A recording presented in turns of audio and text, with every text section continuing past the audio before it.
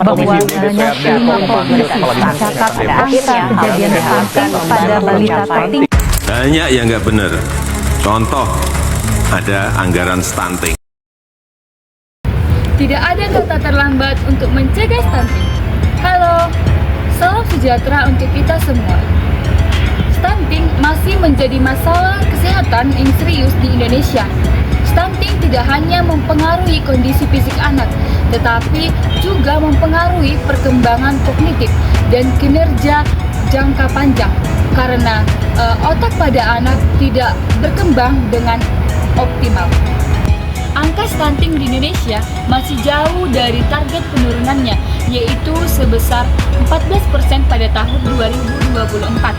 Nah, menurut survei kesehatan Indonesia pada tahun 2023, stunting di Indonesia itu berjumlah sebesar 21,5%.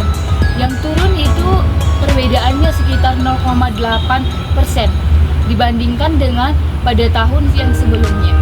Nah, tadi kita sudah membahas mengenai stunting. Kalian tahu nggak apa itu stunting? Stunting merupakan kondisi di mana anak mengalami gangguan pada pertumbuhannya, di mana tubuh anak lebih pendek dibanding dengan anak-anak lainnya yang seumuran dengannya. Penyebab stunting dapat bermula sejak anak berada di dalam kandungannya, yang disebabkan oleh pola makan ibu yang kurang tepat. Hanya saja, gejalanya memang baru muncul ketika anak berada di usia 2 tahun, yang ditandai dengan pertumbuhan anak yang lambat. Faktor-faktor penyebab stunting ada 6. Yang pertama ada kurangnya makanan bergizi ketika ibu hamil. Dan yang kedua ada kebutuhan gizi dan nutrisi anak tidak terpenuhi. Yang ketiga, sanitasi buruk dan tidak ada akses terhadap air bersih. Dan yang keempat, mengalami penyakit infeksi yang menular. Dan yang kelima, kesehatan perawatan ibu dan anak tidak terpenuhi. Dan yang keenam, yang terakhir ada pola asuh anak yang kurang. Yaitu satu, dengan memberikan ASI selama 6 bulan kepada bayi. Tujuannya ialah untuk meningkatkan imunitas tubuh supaya tidak terkena penyakit ataupun bisa mencegah stunting. Yang kedua itu memberikan nutrisi yang cukup. Kenapa harus memberikan nutrisi yang cukup? Karena dengan memberikan nutrisi terutama yaitu protein untuk mengembangkan tulang dan juga sel jaringan kepada bayi agar tumbuh kembangnya sama seperti bayi pada umumnya ataupun dengan teman-teman sebayanya.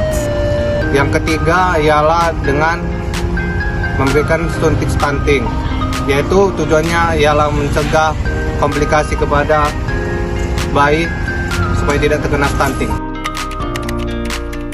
Oke, maka dapat disimpulkan bahwa stunting adalah masalah terbesar dari kesehatan masyarakat Indonesia yang serius, yang memerlukan perhatian dan tindakan melalui kolaborasi antara pemerintah, masyarakat, dan sektor kesehatan. Dengan cara ini maka stunting dapat ditekan dan pertumbuhan anak-anak dapat tumbuh dengan sehat dan optimal. Dengan mempelajari dan mengatasi stunting, maka generasi akan menjadi sehat dan